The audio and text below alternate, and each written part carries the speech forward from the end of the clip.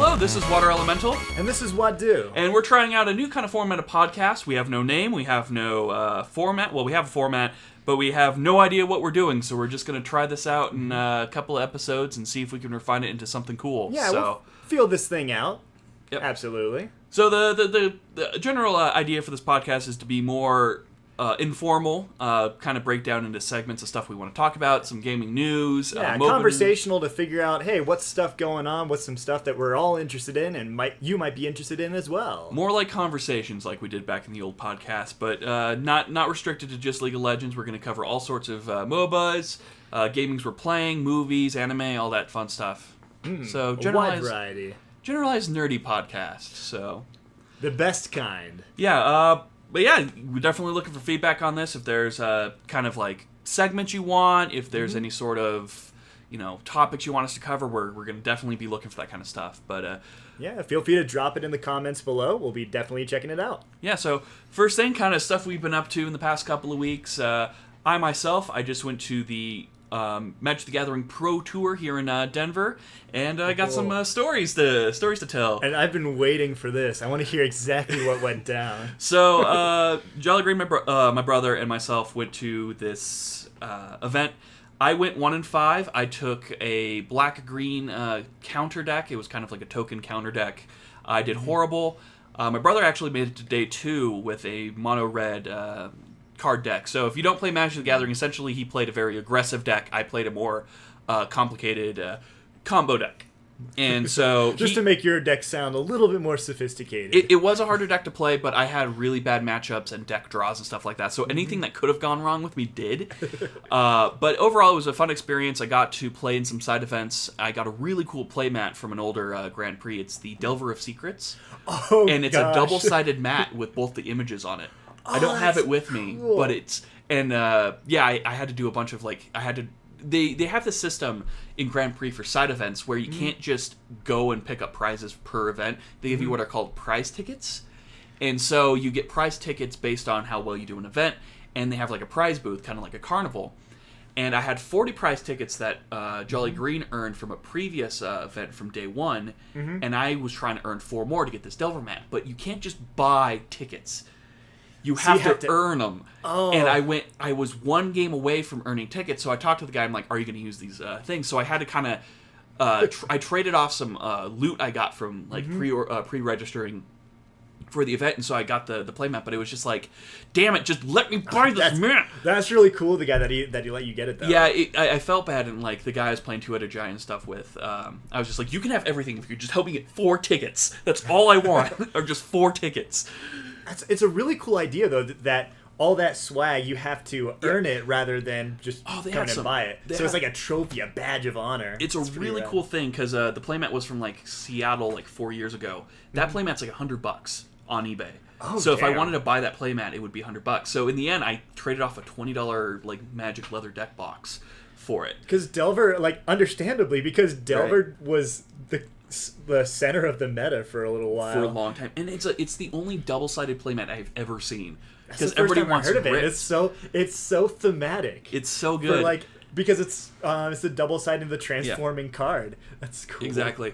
But no, the event itself was really good. I haven't been to a pro event in years, so this was my first kind of grandstand back into it. And even though I went 1-4 in both the events I went into, overall I came out happy. To be fair, to win anything at a Grand Prix, that's nothing to scoff at.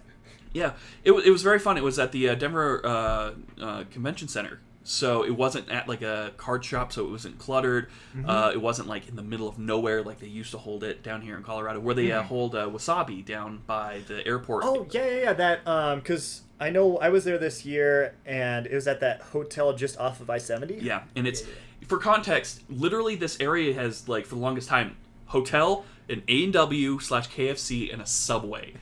That's it. And then if you drive just a couple minutes down the highway, it's just nothing but fields forever. That's where I live. Yeah, pretty much that's it. So having that into the middle of Denver, where there's even restaurants inside of the convention room. It's expensive, but it's there. So it was really awesome to just be in an event like that. To know that this is just to give it that extra fancy, that little bit of fancy. Right. But this leads to the story I wanted to tell on this podcast. The whole reason I wanted to get this podcast is before round 1, they sat everybody down to go over the rules and have everybody sign the media waivers for streaming. And so the guy, it was Jolly Green and myself, and then people around us. And the guy to my right asked me, hey, this is my first pro tour. What's going on? Are we playing against the people in front of us? And I'm like, no. Right now we're just going over the rules and the media forms. And then part of me is just like, I gotta fuck with this guy. So I'm like, and then we're gonna take the Planeswalker Pledge. Yes. And so the guy's like, the what? And Jolly Green chimes in, oh yeah, the Planeswalker Pledge. Like it's kind of like the fair, the pledge you take to, you know, say, show I'm going to play fairly. Yeah. And then the people around us started going in on it too. And the dude that was like right across from me goes, oh yeah, like, you know, as a Planeswalker, I will be fair, fun, and full of vigor, just like Jace. And then another guy's like, don't be a Nico Bolas. And so and the guy couldn't tell because like there were multiple people in on this, and so we're just like, all right, there's too much consistency for it to be a 4 prank. people are in on this joke already, and so it's like, all right, cool. And then we kind of the guy started talking, everything kind of dies down, whatever. The guy's kind of confused, but it's not a big deal anymore. Then the judges start coming by, passing out the media waivers, and you hear one of them go, "Hey, raise your hand if you need a media form." And he wasn't paying attention. He was, you know, working on his deck list. So I kind of go, hey man, it's time, so raise your hand and get ready. So he rose his hand, and he starts getting ready to do the pledge. And I'm like, get ready. And so he turns to a judge.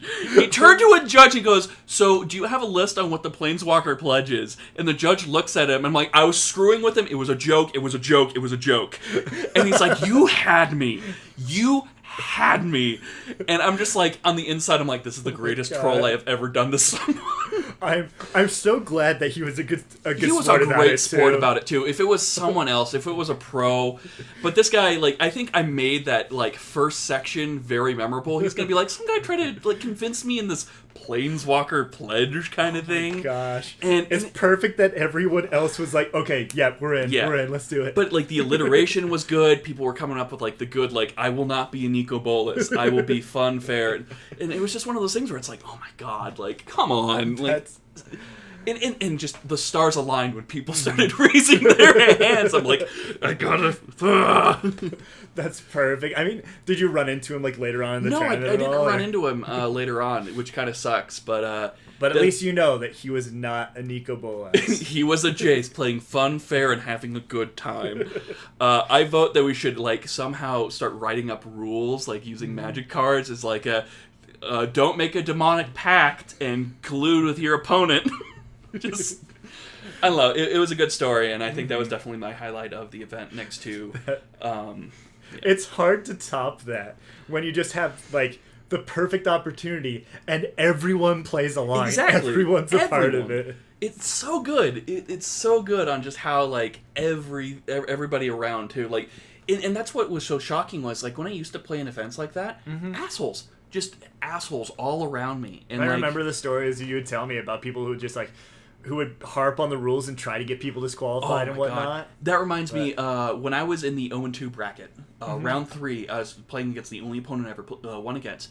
There was a guy judged being a rule Nazi against a 10-year-old little girl. Oh, God. He called the judge because her card stuck up and she pulled up 2 cards and she got a warning. Oh.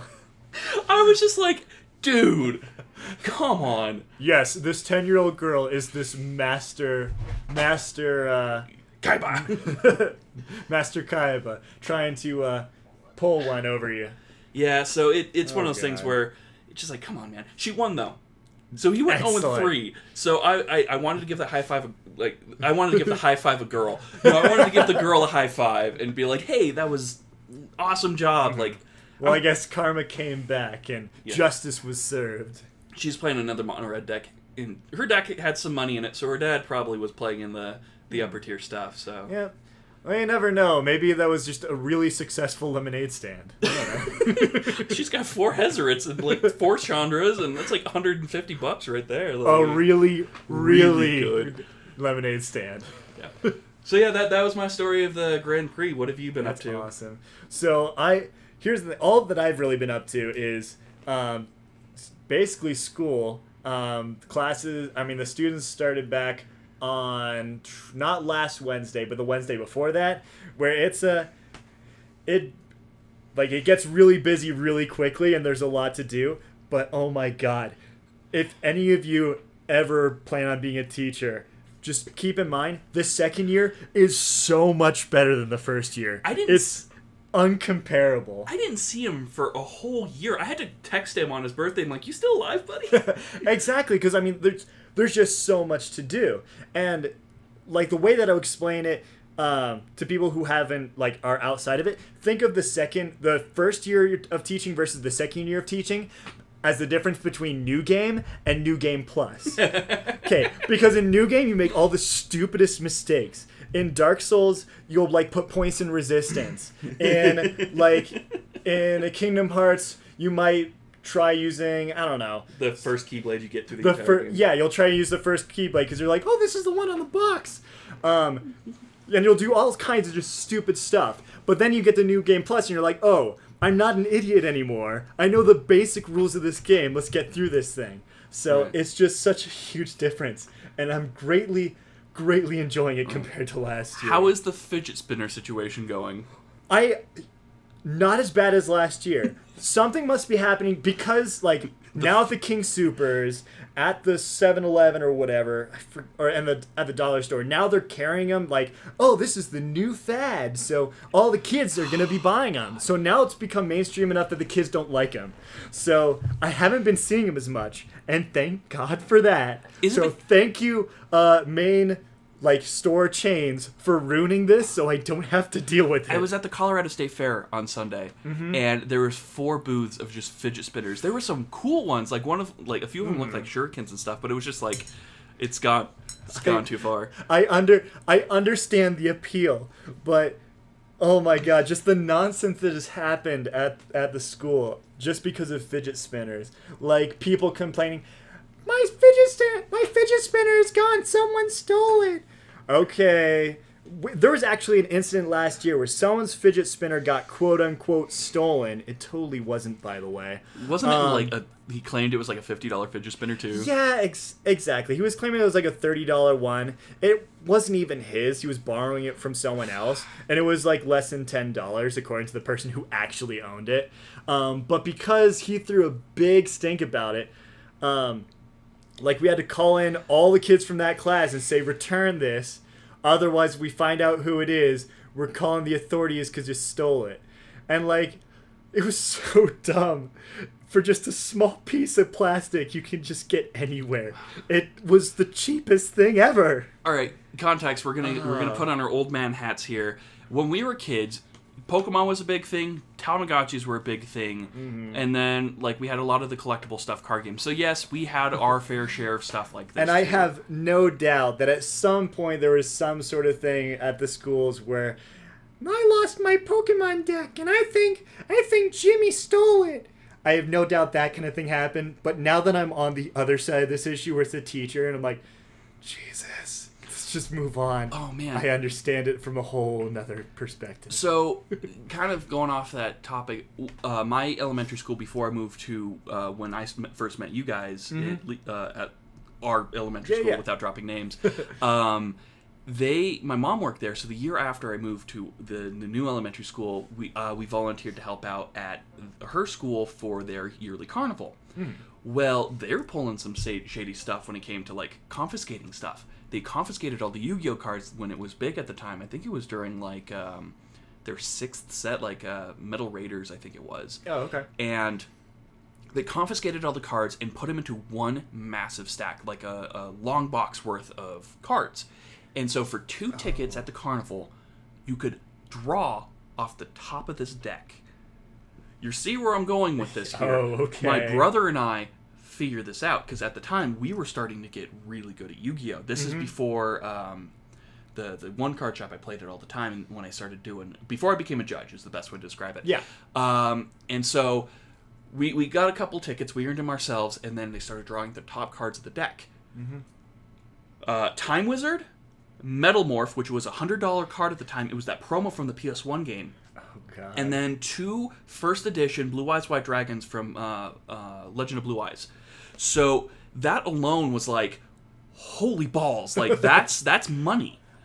And so my brother and I... Which, of course, they don't know because they're just, like, taking stuff from these dumb kids. And first of all, they just confiscated cards and gave back. So they essentially just stole. I don't know what the school system's, like, policy on that is. Mm-hmm. But that is essentially, like, that's screwed up. Well, yeah. The thing is, they probably didn't know. They probably thought that it's, like, the same value as taking somebody's, like... lunch. Not even that. But taking somebody's just like regular playing cards. Right. They don't realize that each one could have a value up to $100 or something. Right. Because that's something that, like, I know my coworkers, they have no idea this entire world. No. But luckily we did. So my brother and I were finding ways to acquire tickets without actually playing. Mm-hmm. Because we were runners. We were running prizes and bulk of stuff to other tables. Gotcha. So like running supplies, running stuff like that. Relaying information, stuff like that. So we were able to acquire tickets that were missing or people were dropping. We were able to get hold of them. So by the end of it, my mom was working the ticket booth because she was trustworthy, and we're like, Mom, boom, cards, and she goes, where'd you get those? You didn't pay for them. We're like, we earned them legitly. She's all right, whatever. So she starts drawing, and we're getting Metal Morphs. We're getting Time Wizards.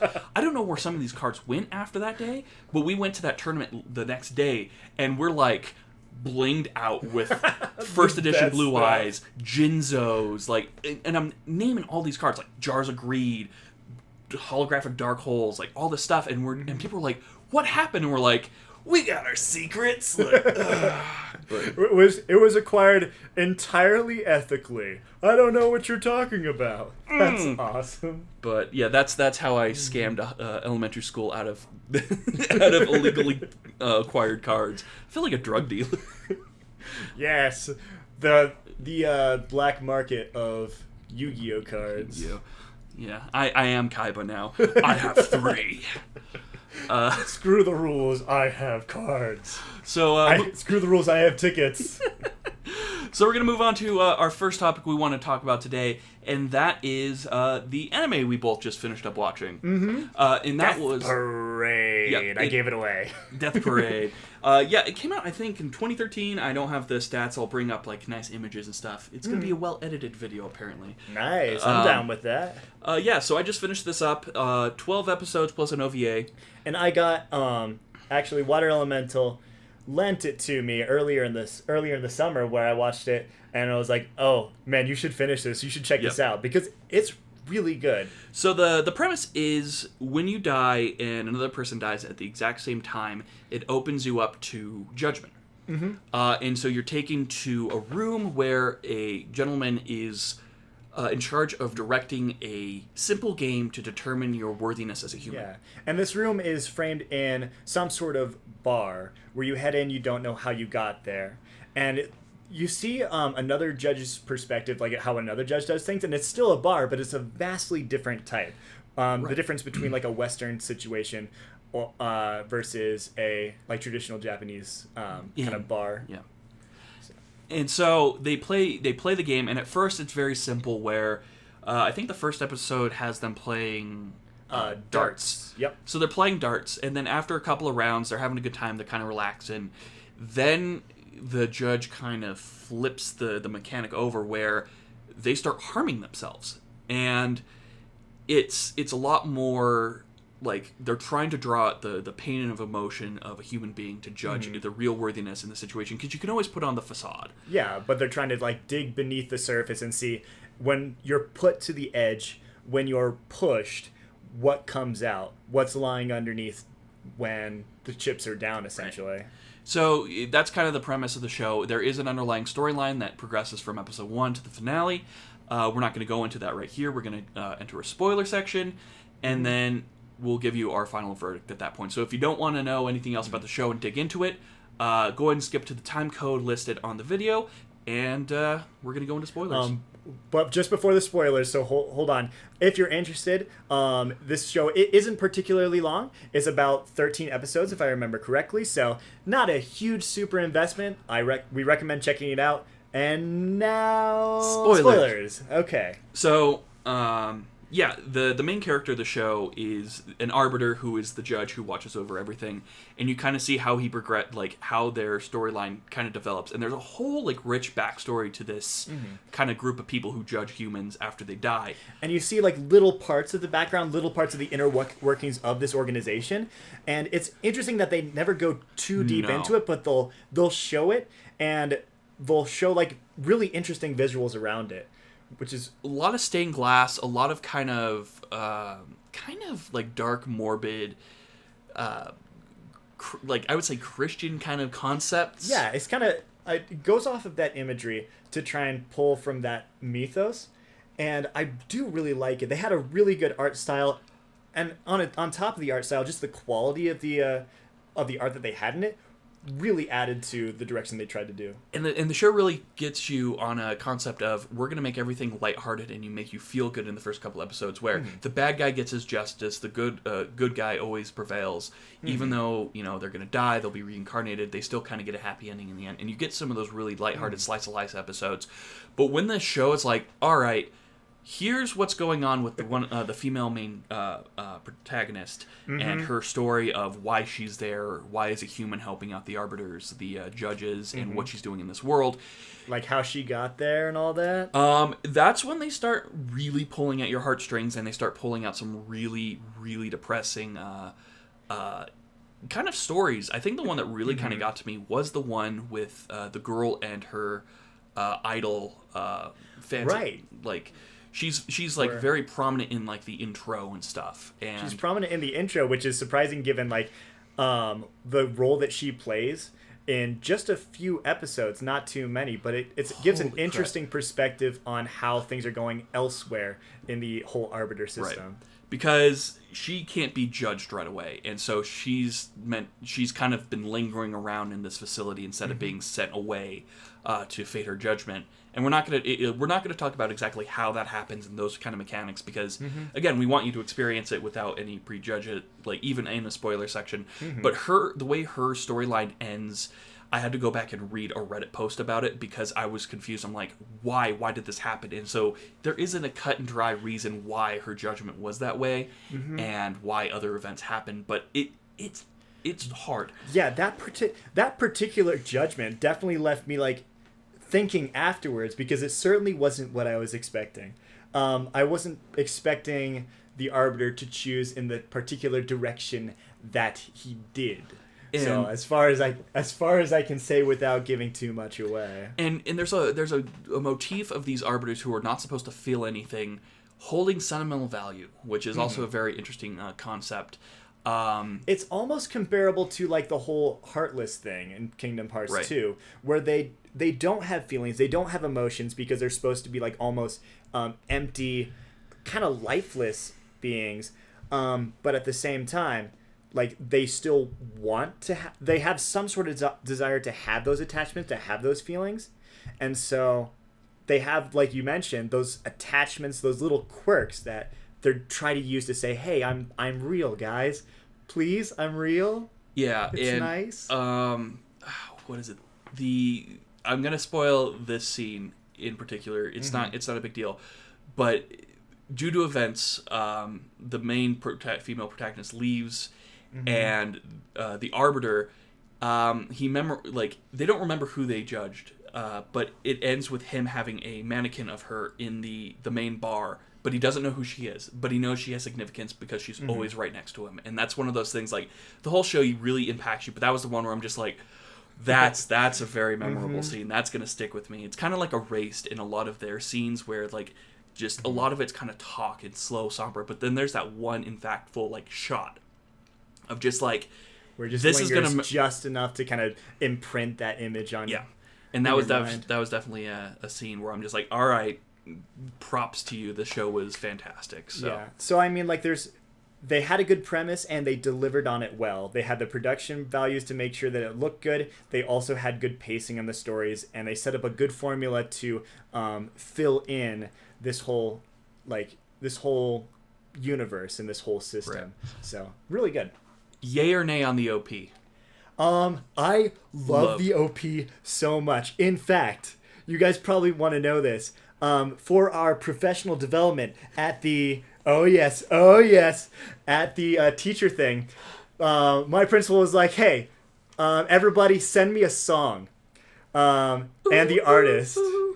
Oh yes, and I was like, you know what? I want to mess with all these all the other teachers who are like twice my age and whatnot, and I sent in Flyers by Bradio. It's so and good. Had them listen to it. I was listening to it on loop while at work today, and so I was jamming to it and just listened to the full thing. It's that chorus where like the guy just going, yeah! I can't sing, but it's just like, it just hits you right away. It's so upbeat compared to what they're talking about in the show, and it gets you pumped up to see people's hearts broken, and it's just like, there's so many things that they just hang out they're doing in that opening animation that just make no sense for those characters anywhere else in the show. And in fact, there are some characters that like do stuff in that opening who you never see like leave their chair really. Yeah. In the actual show itself, but it just has so much life and it has so much character to the characters. Yeah. Going back to your story time again, in high school, I had a class with him, and he was also in the school's AV kind of like morning news show. Yes. And he was hosting that week. Mm-hmm. And he's sitting next to me, and he's got his hands in his laps. He's like, "Oh boy, here we go!" And I'm like, "Oh no, what do you do now?" And the intro to the school news pops up, and it's the Cowboy Bebop intro, the ba-dum-ba-dum-ba-dum-ba-dum-ba-dum, and he's sitting there dancing to it, and everybody in the class is like looking at it, and the teacher's like, "What was that?" And he's just like, "Don't worry about it." Tell you what, I don't even care. I rocked that. You did rock, and that. I will never apologize for rocking out in that it was particular good. Instance. Even in high school, we were giant weebs. So, overall, though, will you recommend Death Parade to the viewers? Yes, absolutely. And because it's such a short series, it's not a huge time investment as well. So I would certainly recommend it, especially if you're interested in any sort of mystery or thriller or psychological sort of genres or series, then this will be right up your alley. Right. I also will give this one a view. I am definitely a picky anime fan, and this one was one that I purchased on DVD exclusively because how much I wanted to watch it. So 2 thumbs up. Or I guess between Gold both star of us, thumbs. 4 stars up. 4 thumb stars. Whatever. Transitioning into anime gaming, what have you been playing lately? I've been playing... So this is a game... We both are big into Persona, and there was a game that I played in the past when it came out on Steam called Trails in the Sky. And recently... Well, I guess... Recently I picked up PlayStation 3 to play Persona 5, and one of the exclusives that I missed... because I didn't have a PlayStation 3, but it came out earlier, was something called Legend of Heroes Trails of Cold Steel, which is interesting because it really pulls away from... it really pulls some aspects from Persona, because I think that given the time frame, they saw the success of Persona 4 Golden, and they're like, hey, this worked really well, let's pull some aspects of it. So you have certain aspects like the free time where you get to choose and kind of build up social links with your party members. They have aspects like little side quests on those off days that are like purely social things rather than just the RPG, just the grinding content, where it really focuses more on the character development of the people in the town that you originate from and the people in your party. It builds on those like character building aspects just as much as the RPG gameplay, right? Which is, I think it did a really cool job, and I highly recommend it. Maybe, I don't know, maybe we'll do just like a short preview of it on this channel to see if you like it. I don't know. Yeah, I definitely like the character arc style. It is definitely a merger of modern fantasy, RPG character designs. You have the people with like asymmetrical clothing, a lot of people with trench coats, and very like kind of unnecessarily detailed weapons and stuff. But again, that's kind of the stuff that I really enjoy in RPGs, and definitely, is it more of a tactical or is it more kind of like open combat? Actually, it's kind of a combination. So what it is it is turn-based. However, the turn order is determined by Friendship. No, not by friendship. It's determined by actually moving around on the battlefield turn-based style. So kind of like if you've played Neptunia, I guess it'd be around that. But the turn order is based on a numbered delay system. So if you attack, it could be you delay 29. If you do a special attack, you might delay longer, like 45. And it'll stack it up based on what that delay number is. So if you have a really fast character, you might get to attack twice for every enemy's once. And so it kind of combines a turn-based style with a moving around and kind of real-time battle system. I like it. It's comparable to Trails in the Sky, which was the one that came before, which is a really good game. I recommend it. Just if you are looking for kind of an old-style JRPG, because it's still in that 2D sprite phase. But no, it really did well. It modernized really well with the jump to Trails of Cold Steel, because it also added, also from Persona, it also added a school element. You're going to a military school. So it's like, what is it, Final Fantasy Zero, Case Zero or something? Ooh. I can't remember what the name of that one is. I haven't played that one, but I remember seeing screenshots of it, and it seems like because they had the school uniforms, it might be something similar, yes. Right.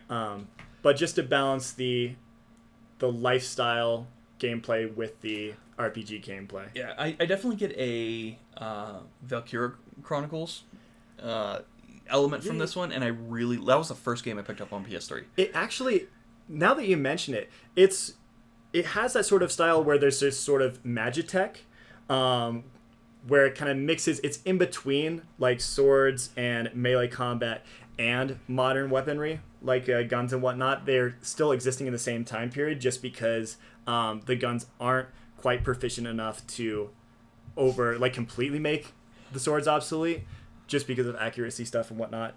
But it has kind of that mix. Does it have the same issue I had with Valkyria Chronicles at some points, where people were too happy in the military, too happy to serve, where like there is a very at one point there's like a really dark mission where a lot of people are like kind of in very, very high stress situations, and then they go back to boot camp and it's almost like every day at a high school. It's like, I'm gonna make you bread, and then it's just like, one of your party members were killed. You know that, right? Senpai, you are the tank driver. I really admire you. Desu. And I'm just like, ooh. Fortunately, tone does not switch very well. Yeah, fortunately, it is a military academy, but something they talked about pretty early on is that a lot of people who graduate from the military academy don't directly go into the military, or actually don't go into the military. They go into other options because it's basically a rich person school. So there we go. So there's no stakes in actually becoming good at what you do. Yeah. Gotcha. So there's no wartime. There's no. Well, here's the thing. I haven't gotten too far into it. Well, actually, there's 7 chapters, and I'm in chapter 5. So maybe that's something that pops in sooner or later. I guess spoilers that it hasn't happened yet. But there's certainly tensions between the various countries, and I know that's gonna play a role pretty soon. Interesting. But yeah, that's definitely I recommend you check it out. We might do something about that later. Yeah. Maybe not. Yeah. As for games I'm playing, definitely on the stream, a lot of Heroes of the Storm, PlayerUnknown Battlegrounds, which is still probably the worst design game I enjoy playing. If you want to see there's a lot of videos on the Twitch stream. None of those are going to make it to the main channel yet because I'm not happy with the quality of PlayerUnknown is a weird game where it runs well until I start streaming it, and then there's just a lot of technical issues on that end. But yet I'm running like Heroes of the Storm at 60 frames and no issues whatsoever. So it's definitely a weird case for I don't know if my computer or if it's just the way the game's optimized. But which is strange, just because they tried to make it so streamer friendly, especially because they're like, we're going to ban people for stream sniping. Well, okay, another thing that's really interesting about the game is if you open up Fraps, it's like, don't use Fraps. It will crash this game. But it's early access in quotation marks because, I consider games a game out of... Because the guy was a Arma 3 modder originally, right? Yeah, that's why there's a lot of just design choices. And I work and play with designers, and you can just definitely tell they're like, what was the choice behind this? This is so dumb. And then there's other parts where like this is just doesn't make sense and the tech isn't there. But then I think the game is so good because the stories that can come out of it. Like there's one where recently we were playing and a friend of mine was the only one left in our squad, and he was just sitting in the car and he's just waiting for people to get into the car, and they got in the car and so he went hello and then just and then just killed 2 people. And there was one where I was hiding under the stairs whistling, and they're like, we know you're in here. And so I just was going... They finally, like, they killed me, but I was infuriating them, and it was great. And it's just kind of like... It's to send a message. Exactly. But yeah, that's what I've been playing lately. I've also been catching them on XCOM 2, because I am hoping to stream the new expansion pack on stream in the next couple of weeks. Not this week because we're going into a convention. But yeah, I've been playing it. I made it to the final mission, which is, it is like a junior designer threw every enemy at you at once and told you to get to the other side of the room to win. And you're just like, all right, here we go. What could possibly go wrong? But XCOM 2 isn't a new game, but I really enjoy it because it really makes you feel like you're having an impact on the world. Like, there you see wanted posters of your characters that have high profiles or high kill counts. You feel like impactful when you take out a squad out of concealment and like you're just able to complete a mission successfully without any hitches. When characters permanently die, like you have the connection because certain characters do die. You're in my game. I made you as how am I doing? You haven't died. Hey, that's a plus. You haven't been in as many missions as like my character's. Axis is one. He's a sniper with pistol proficiency because if you know him, that's what he does. He's been in a majority of missions. My character has been kicking ass. He's got like close range shotgun with a blade, and I've just been ripping through people. One of the guys I work with, he died. He's like one of the ripping pepperonis. Ripping pepperoni. But yeah, it's definitely a good time. I've been having such a good time with XCOM. It's great for those stories. And one thing, because I started out, I didn't really continue too much onto it. I forget what happened at the time. But a lot of people complained about having just the limited number of turns for each mission. But I enjoyed that aspect of it because it meant that I couldn't just turtle on one side, set up Overwatch and say, good luck. So now that you're on the offense, you're the invaders. You're not really on timetables unless there's missions with like time sensitive objectives and stuff like that. So you're able to set up ambushes and set up like get your characters into a point where you're the ones assaulting, and then they're on the timetable because you're the one like they're gonna go after our data relay, or you're gonna be one going after X. And instead of having to, in the first game, you had to appease all of the nations of the world. You don't have that anymore. Instead, you're on a timetable on the story aspect of the Avatar project. They're trying to complete this like grand project and brand thing that's going to unify the Earth, quotation marks.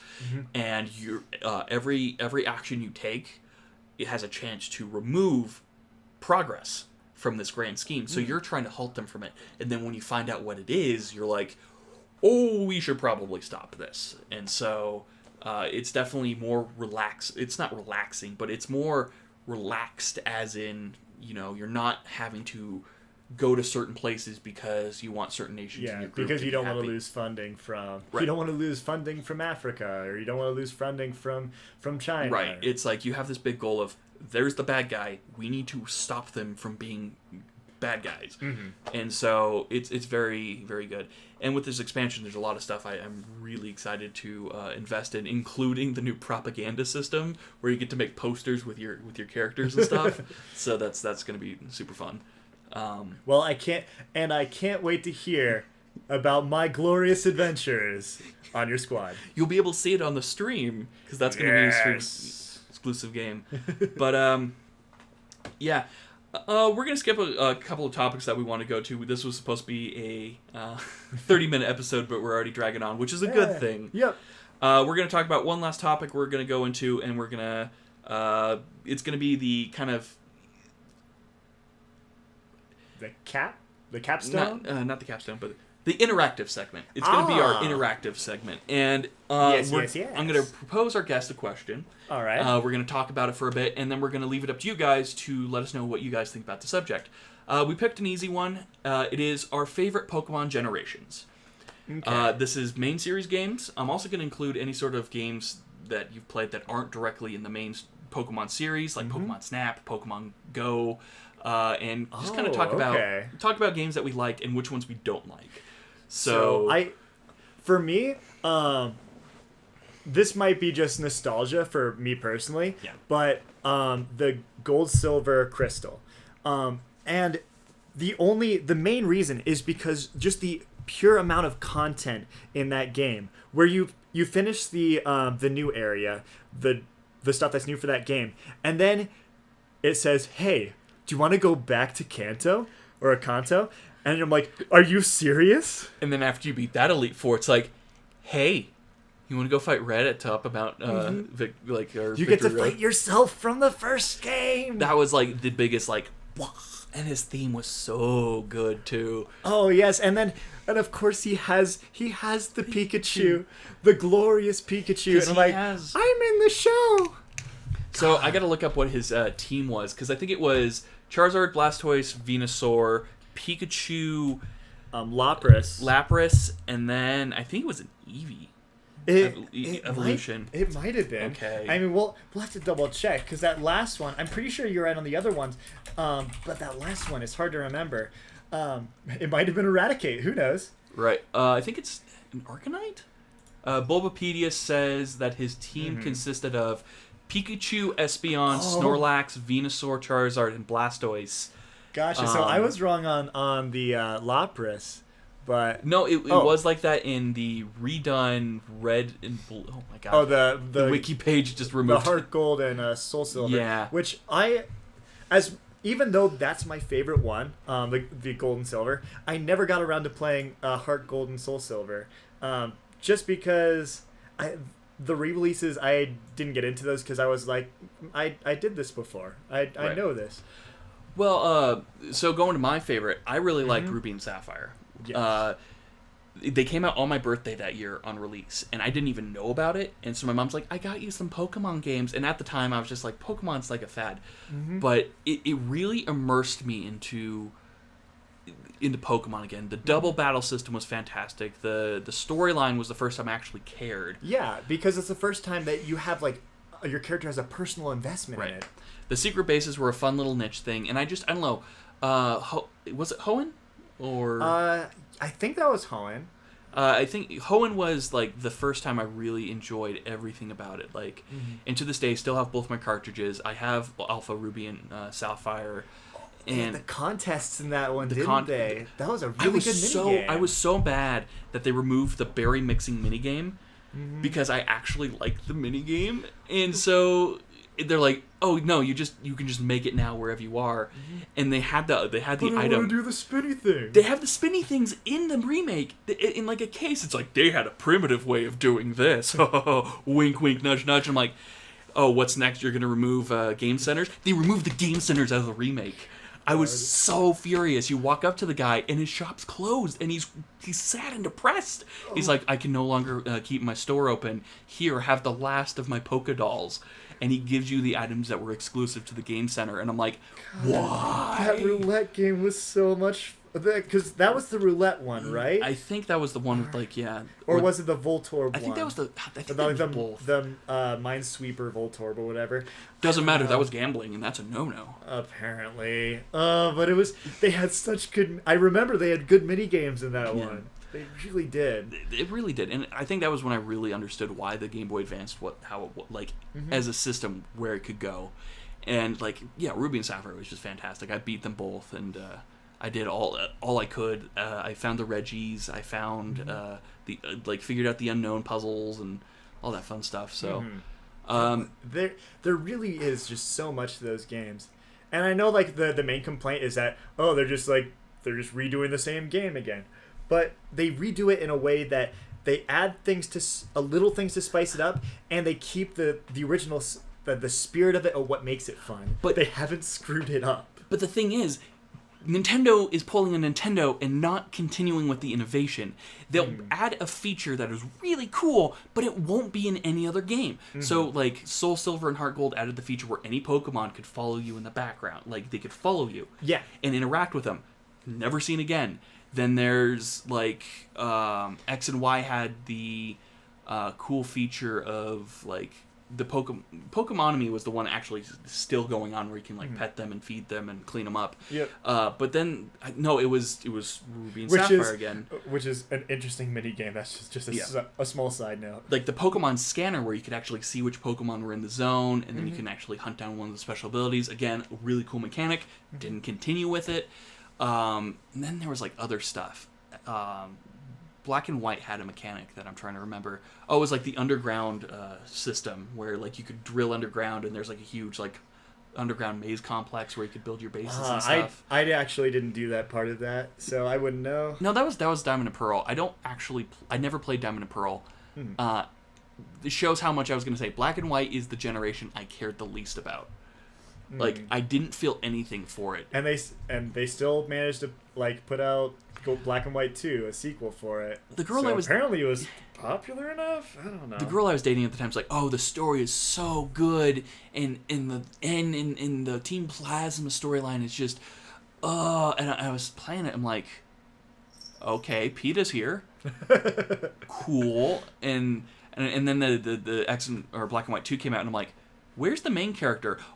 Nobody knows. And I'm like, he's dead. He's dead.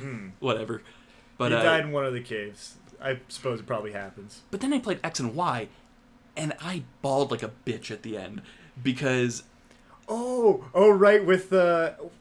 Okay, spoilers if you haven't played X and Y, but the old man who's been there for so long finally meets his old friend again. I didn't bawl at that. I bawled because I had the same team from the first gym to the last gym, and going to do the Victory Road thing, and like everybody cheering and all that stuff. And then he came up, and he's like, "You're worthy."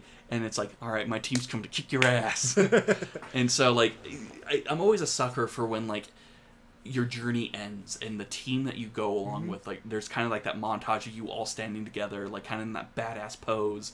I'm a sucker for that, especially with Pokemon. It's like, like seeing your... Like, this is my crew. This is who I rolled with. Seeing my Greninja and my, like my Lucario and all that stuff just hanging out as a team. It's just like, Because there really is just a certain magic with RPGs where you can... Because you spend so much time and you have so many experiences with these characters that you grow attached to them because you really have spent time with them.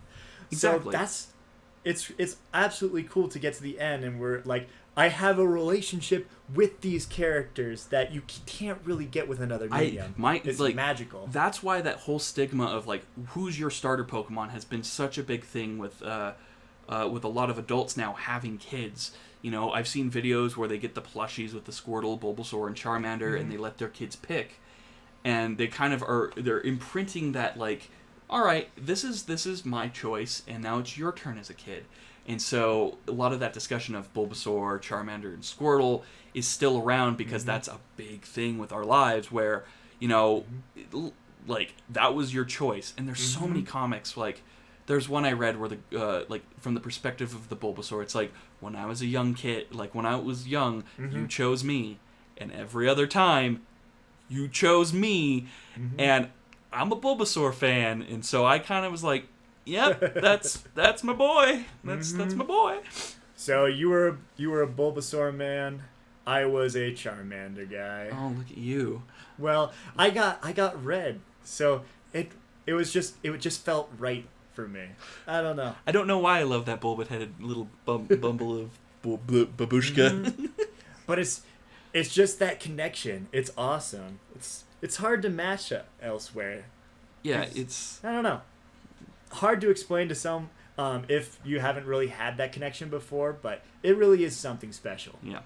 So what would you say would be the Pokemon game that you played and you're like, why is this the thing?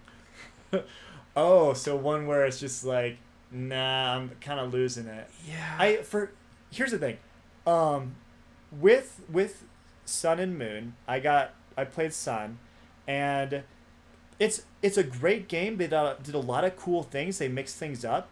And honestly, like, if I were to directly compare it to the other games, then it would absolutely be really good. It'd be one of the top ones. But I've played so many of these, it was starting to lose the magic, and I'm kind of starting to feel that. So my problem with Sun and Moon is I'm still playing through it, and it's the fact that the gating is so obvious on where you're kind of limited to go to. In the old Pokemon games, it felt like a natural progression. I need to get this TM to advance to the next one. In this one, it's literally like there's a sign post with a blockade showing the sigil of the Alola, like, gosh, whatever they're the kahunas or whatever. Yes, the kahunas. And it's literally like, no, you cannot go here yet. Instead of like trying to cover it up. Yeah. Sometimes in Pokemon it wasn't good, but they tried being to like cover a up Metroidvania thing of you need. Once you get cut, it opens up more of the world and you get to explore more. And then when you get Surf, it opens up more of the world and you explore more. Or in some cases, like in X and Y, where there's that one asshole blocking the alleyway saying, it's under construction. It's like, all right, that's a cheap way of doing it, but at least it's not, just, nope, you gotta beat the gym. Like a literal waist-high fence. Yeah, which still is funny, but... So I do really feel like they're good games, and I feel like the people who are the kids who are playing Pokemon for the first time and this is their first one, it absolutely is a comparable, if not like better first game than ones in the past. Exactly. But I guess maybe I'm just getting old. See, and I tried not to put on the old glasses, but with Pokemon, it's definitely a thing where it's like, why is it that, like, if I go back and I played Black and White or Ruby, Diamond and Pearl, like, the game will give me a better experience than the one that's current. Like, there's features that are still better in those games than in this one. Like, it's one of those things that's like, Pokemon, like, keep improving. Don't do the Magic the Gathering Duel of the Planeswalkers where you'll swap out mechanics. It's like, improve upon. Like, I understand that there's only so much you can program, but if you can put all the Pokemon from all the other games in, I think there's time for you to, bring back some of those features, like a sprite that follows you around. I know you can't do that with the 3D games, but with the other sprite-based ones, use those sprites. Well, now, like in this one, since they've got 3D models of everything, or of everybody, it wouldn't be that hard to do just a miniature 3D model behind them. Tech-wise, they wouldn't be able to do it very well because of the way they have the how much this game can render. If it was like a console game, yes, it probably would be a possibility. But sprites on the field and sprites in combat are actually two different polygonal sizes, where they're less detailed to have more environment, more scenery that can show up on the map. And then in combat, the high res Pokemon models are there because there's not as much that they have to render in the background. Right. I think there's up to 9 sprites at a time with the ambush kind of like mechanic. Oh, okay. So there's a lot less the screen has to render. There's a lot of 2D objects, but like working in the game industry now kind of really makes me understand like optimization, and so I would love that to be a thing, but it's going to be very rare for that to happen. We'll have to wait and see. I mean, I'm at this point trying to think of how. I think Sun and Moon came out 2 years ago. No, came out last year? December. Last December? I got them as Christmas gifts. Gotcha. So, I mean, they'll probably do, because I know what they've been doing in the past is they've been doing like a re-release of the past one. So it'd be, I guess this time it'd be a re-release of Diamond and Pearl. Oh, you don't know? They're doing another Sun and Moon game. Oh, well, I didn't know that. So yeah, now they're doing like a new Sun and Moon expansion cycle, which was BS. Wow, that was fast. Yeah, like new heroes. Like apparently, there's hints at going to Kanto again. There was like a hint at Lieutenant Surge's gym. That would be a lot of content for such a short period of time. But hey, if they do it, then they do it. Sweet. Why is it not for the Switch? Why is it not for the Switch? I'd buy it for the Switch. Yeah, I'd have to buy a Switch first. There's no games for the Switch I want. Like Splatoon 2, maybe ARMS. The only one that I would want would be the Zelda Breath of the Wild, but that's it. And it's not one that I want enough that I'm willing to buy a console for it. I'm not a big Zelda person. I'm like, a lot of people call me blasphemous and they want my gamer card. Like, my favorite Zelda game is the Game Boy ones. And it's like, they weren't even made by Nintendo. Oracle of Ages. Link's Awakening. Oh, okay. But those weren't made by Nintendo. Those were made by Capcom. Oh. So it's just kind of like one of those things where it's like, it's not even a full Zelda game because it wasn't developed entirely by Nintendo. So, yeah, it's funny. Well, different strokes for different folks. It's a series that, I guess it's similar to Pokemon for me, where it's just like, oh, this has some nostalgia, has something to do for just like a couple hours, one playthrough. But yeah, let us know what you guys think. This is going to be our question of the week. Which Pokemon games do you really enjoy? Which ones do you hate? Main title games, side games, Pokemon Pinball. I know that has a huge crowd to it. So leave a comment down below. Fight to the death. Fight to the death. Go. Encourage the bloodbath. Let us know in the comments down below. We will be revamping our Patreon here soon to include features like a Discord channel, stream benefits, a lot of stuff to incorporate new features, as well as credits at the end of these podcasts. So if you want in on that, stay tuned. There will be a video up for that in the next couple of weeks when we're not at a convention, which we'll talk about next week. Dun dun dun. Dun dun dun. And we will have plenty of stories. I have no doubt. Drunk parties. Woo! Woo! Anyways, this has been Water Elemental. And What Do? Thank you guys for listening. Give us feedback. We really much appreciate it. And, yeah, see you next week, hopefully. Peace out. We need better outros. Yeah.